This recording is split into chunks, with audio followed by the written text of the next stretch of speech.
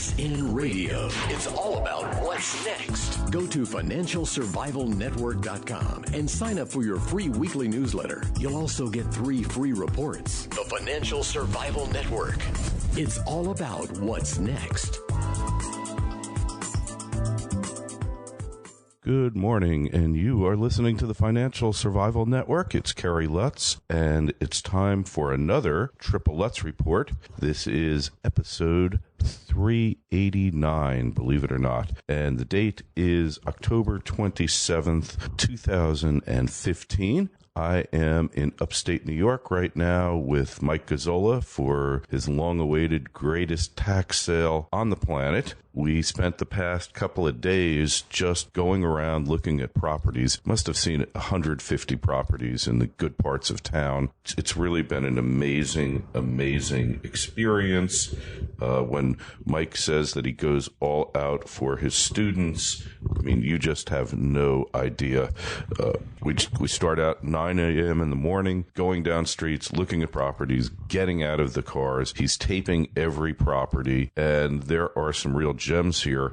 Old close friend of mine, Robbie, is here with us. He plans to buy 3 or 4 properties. I'll probably partner up with him on a couple of them, on 1 or 2, and it's just amazing the values that are out here. You know, properties, a lot of them look rough on the outside, but the beauty is you're buying them probably at the auction, and it's going to start today at as low as $10,000 to $25,000 each. So you get the insides habitable. A lot of them have tenants already. Robbie and I are thinking of partnering on a 4-unit building. It's got 4 tenants in there already. Whether it goes to sell or not, you don't know until the day of the sale, but it's just amazing the properties that are here. The city is really on the move, and this is just one event that Mike does. So not here just to talk about that. There's a lot going on in the world. You haven't heard from me lately because I've been away, but it's good to be back as always. And hey, you're wondering what to do about your health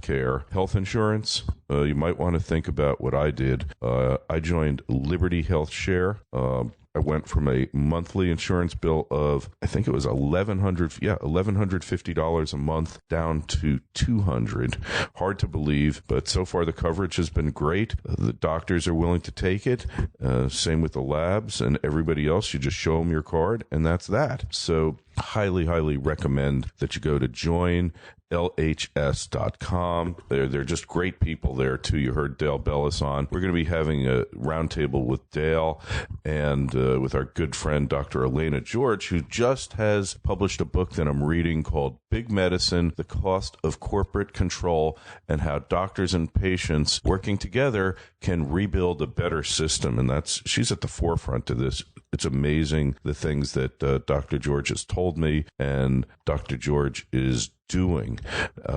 Hey, so you love politicians, right? You love them as much as I do. Well, probably not much, but this gal who's the mayor of Washington, D.C., the District of Columbia, staff members in her office are ordered to stand up and greet her when she enters a room for a meeting. I mean, imperial government bureaucrats, you gotta love them. And this is just typical. They want you to bow down at the altar and kiss their feet.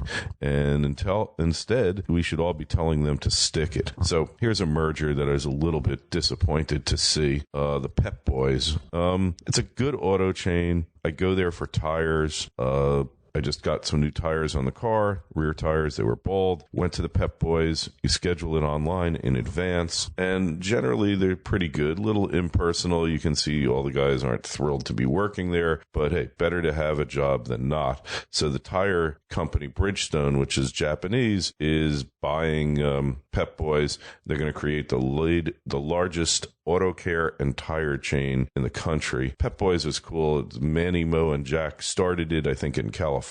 In 1921. Actually, it was in Philadelphia by 4 Navy friends. 2 of them were named Mo, and they opened their first store with an $800 stake, and the chain's in 35 states and Puerto Rico.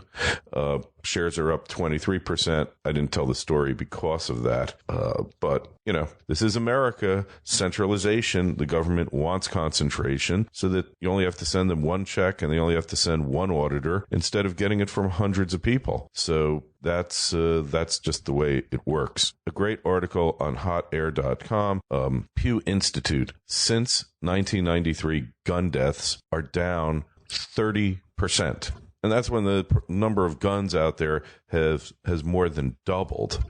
So it seems counterintuitive to say that more guns are going to cause more deaths when most people that hold these guns and keep them are legal gun owners. But this is what the crazy, whacked out left would have you believe, that, what you think is right isn't right. And so our schools aren't war zones, and there's no gun violence epidemic. And like I said, Pew Institute, gun deaths down by 30% since 93. It's all a media-hyped craze. Pew did note that suicides are growing. Well, hey, look at the economy. Look at the deterioration of society, the social network, the social fabric. And it's easy to understand where people lose hope and just decide to end it. But really, let's face it, look, this is tied into the next story I'm going to talk about. In New Orleans, on average, you wait over an hour for the police to arrive. Now, that's responsiveness in government, isn't it? It's just amazing that more crime doesn't take place in New Orleans. I'm going there to the New Orleans Investment Conference. If you're there, you can send me an email. I'll hook up with you. We'll have a cup of coffee together and talk. KL@KerryLutz.com. KL@KerryLutz.com. So a call to New Orleans police, many residents have learned, likely comes with a wait, and a long wait in most cases. And sometimes it takes 73 minutes for a cop to get there. This is 4 times as long as it took in 2011 when they were already in bad shape. And in some parts of the city, like eastern New Orleans and Gentilly, the average wait can top 2 hours, if you can believe it.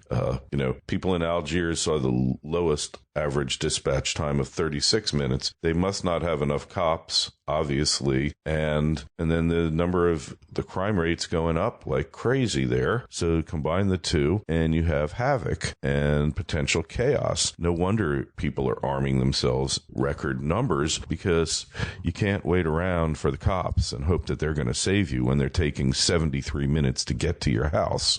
I mean, come on. Maybe if somebody's killed or there's a murder, they get there faster, but by then it's already too late. So here's a great story from Fox News. A bureaucracy run amok. School dumps federal lunch program and is deemed a processing plant. So the story's a little complicated.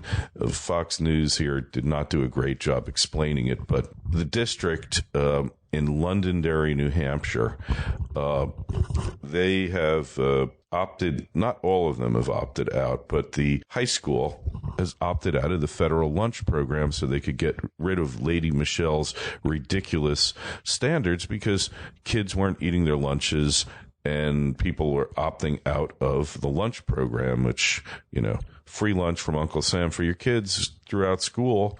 And they even give them breakfast, and they'll give them dinner now, I think. So this district, unlike many, actually cooks all their own food. They don't get it catered or anything. And so they're still having the elementary schools and the middle schools in the program, but the high school is out.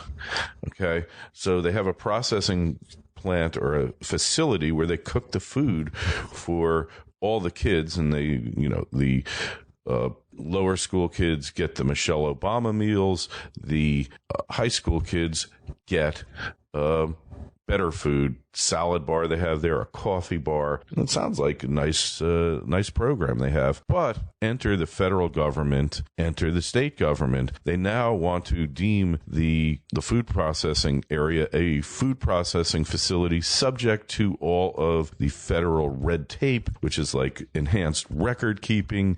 If you drop a pound of hamburger meat on the floor and dump it, you have to keep a log of it. I mean, insane things. And the USDA USDA says, no, we're not doing this because you're opting out of Michelle's program. But you have to wonder. And like the senator from New Hampshire, Kelly Ayotte, whatever her name is, blasted the agency for imposing burdensome costs on the local school district, and she fired off a letter to the Secretary of Agriculture, Tom Vilsack. He was former governor, I believe, of Iowa, saying local school districts in New Hampshire that are working to both ensure proper nutrition for their students and responsibly manage taxpayer dollars should not be burdened by onerous federal requirements from Washington. And this program is jointly administered by the state and the feds.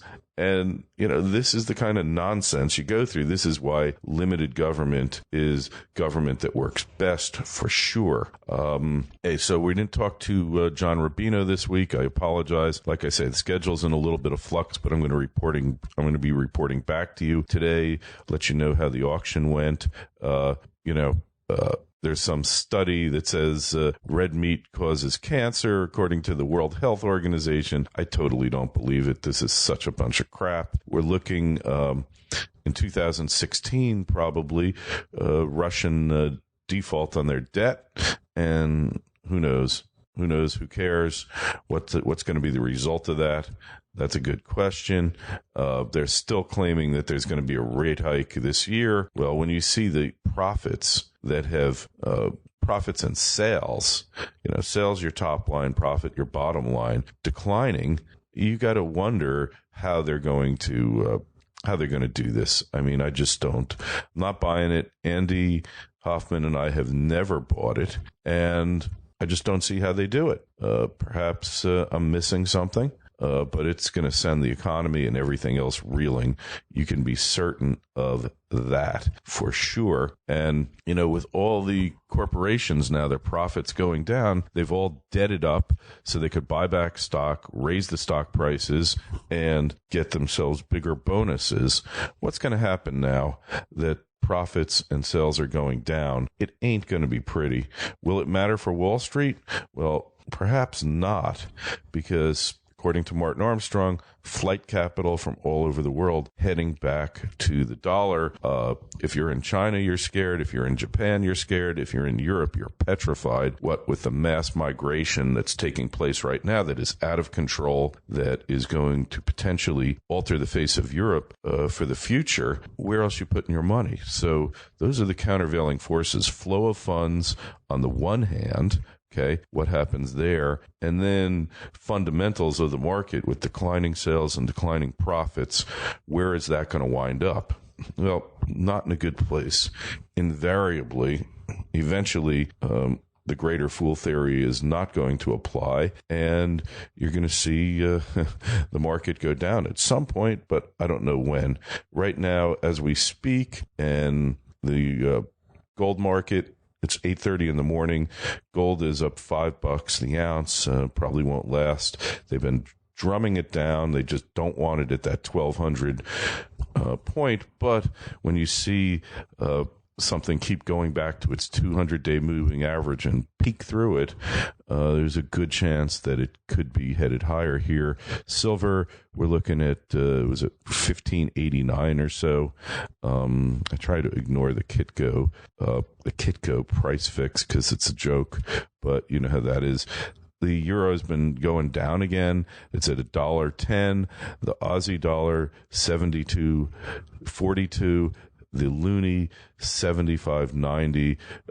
Probably going to be heading lower, but hey, don't listen to me because I'm just a opinion person here, and it seems to me they're heading close to their bottom. How much lower they can go, I am not sure, but at some point, probably going to be a good idea to go and load up on those currencies. But they're both resource-based economies, and hey, it's resource bets have all gone down, but at some point it has to turn around. When is the question? Canada definitely in a recession.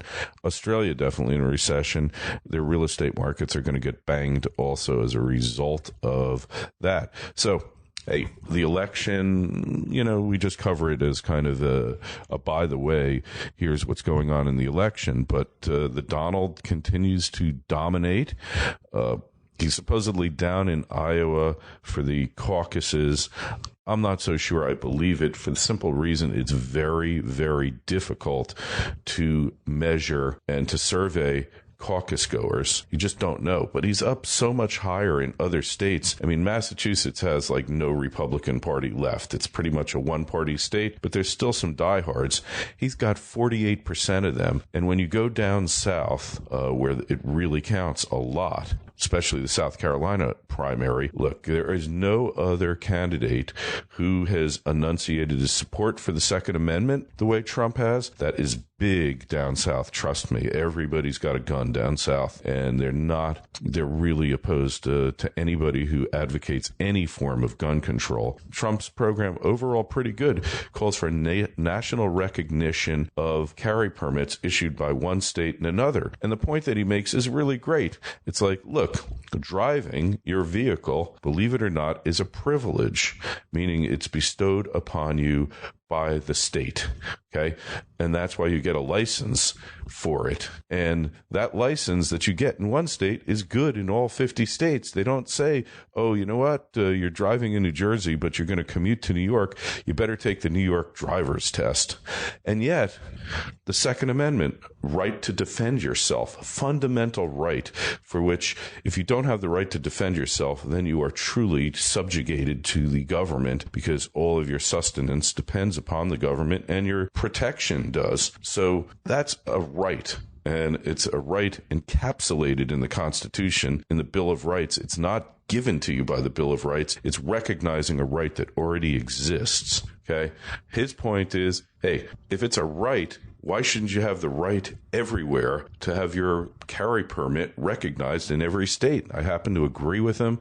36 or 39 states currently recognize and have reciprocal agreements with other states recognizing their carry permits. Unfortunately, the places where you need them the most don't. Talking like the Northeast, New York, New Jersey, Connecticut, Illinois, California, and some other whacked states who believe that you need the police to defend yourself, that you can't do it yourself. And in some instances, I'd rather have the police defend myself than be forced to do it myself. I'm all for self-help, but look, if you got an effective police presence that can deter crime as well as respond to it, then that's what you want to have. But in New Orleans, they don't have that. So the Donald is killing them on the Second Amendment. His tax program, pretty damn good.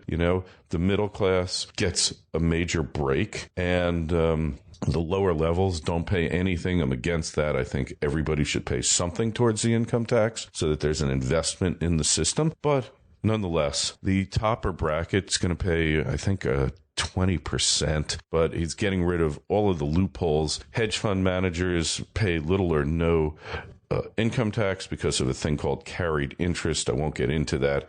It's just a loophole given to them by your Congress. So they pay nothing, and everybody needs to pay something into the system, period. So on that note, just join us at the New Orleans Investment Conference. If you're going to be there, send me an email. We'll get together. Maybe if there's a few of you there, we'll have a little lunch or something like that. I'm going to be there on the 29th. I'm arriving in New Orleans midday.